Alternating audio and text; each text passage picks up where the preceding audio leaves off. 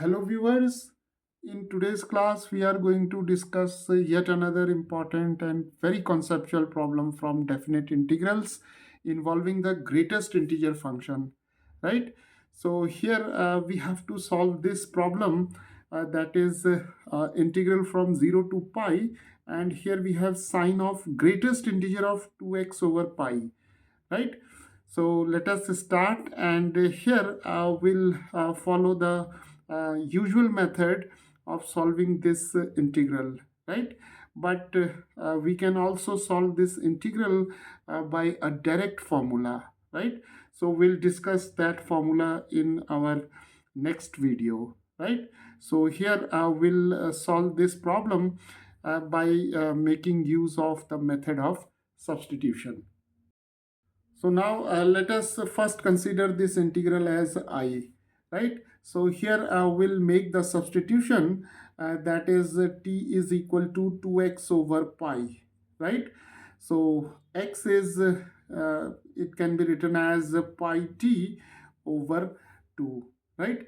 Now let us differentiate both sides with respect to t. So dx over dt is pi over 2 because the derivative of t is 1, right? So now dx can be written as pi by 2 dt, right? So we have now obtained the value of dx as pi by 2 times dt. So now let us change the limits accordingly. So here we see that the value of x varies from 0 to pi, right?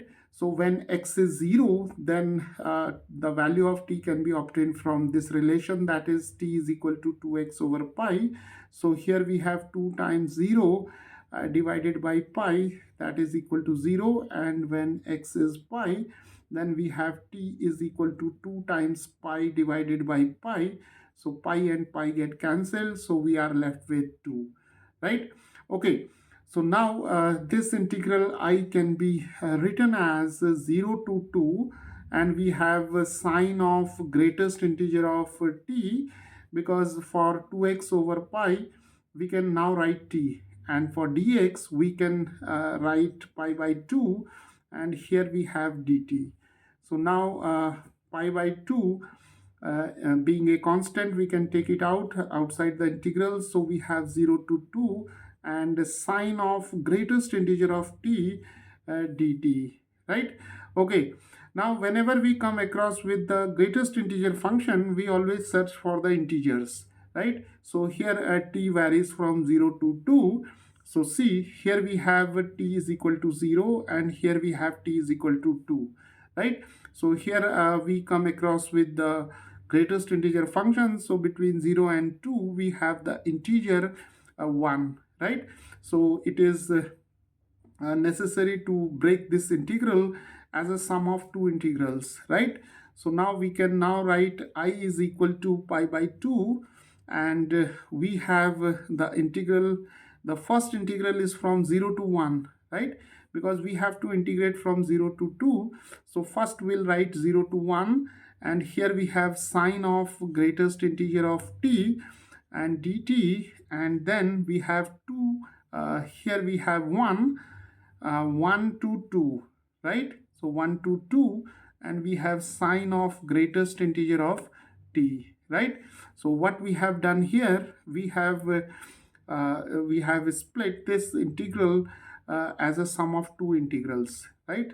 So the first one is from 0 to 1, the second one is from 1 to 2, right?